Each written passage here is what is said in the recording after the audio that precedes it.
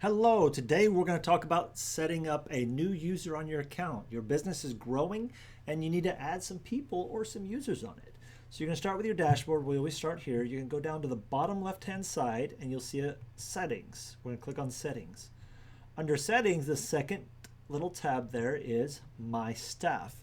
You'll see it says add employee. This could be for a VA, this could be for an assistant or whatever. We'll show you how to set those results here in a minute. Okay, so user info. You need to at least have their first and last name. You need to have an email address, and this is going to be Matthew at DFW Top, which is my business. It helps to have a phone number because if you're going to send SMS message reminders to these people, you definitely want to do that in here. And so we're going to put in his phone number. Please ignore this number. But if you want to call him, he's a good guy. Just make sure you give him money, lots of money. He likes money. All right, we're being kind of goofy everything. And then the set a password. They're going to change it probably to set their own password, but I suggest doing something simple like maybe their first name and the word password. Just something simple. It doesn't matter. That'll be sent to them. We'll enable signature later. You can set that up now if you'd like to. You can set them up for a specific calendar. And here's where the permissions and roles come into place, okay? So we can do these roles. They can be a user. We're going to set them as an admin. A user versus admin. Admin has more control. They can add or remove things. A user can only go in there and see what's already been added or removed.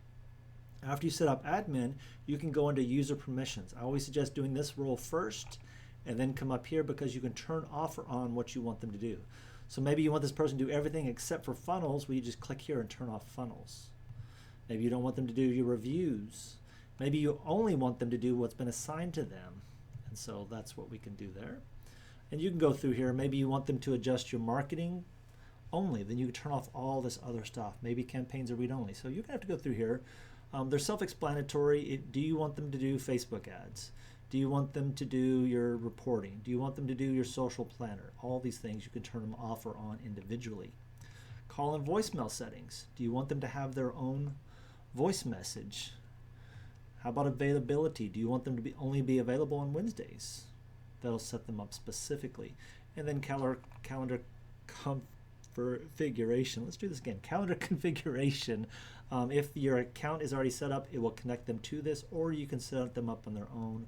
Again, I usually don't set this up. I usually don't do user availability. I let them set that up individually once they've created their account. It's much easier to do it that way personally. So set the admin role and then click on or click off any of the user permissions you want them to be on. And then you're going to save, and that will send them a message. They have to accept that message in order for them to be included. Oh, wait. Oh, I didn't put an upper lowercase and I didn't put numbers.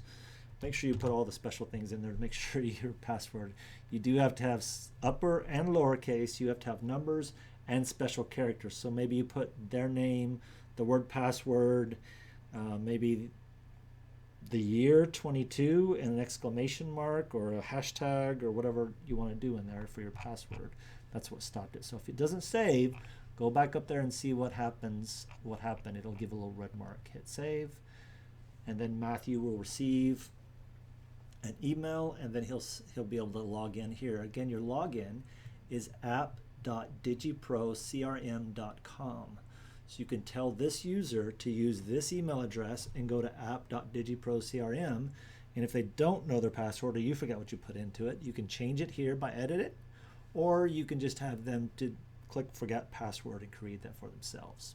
So hopefully it helps you understand how to set up a new user and get them started and set their permissions.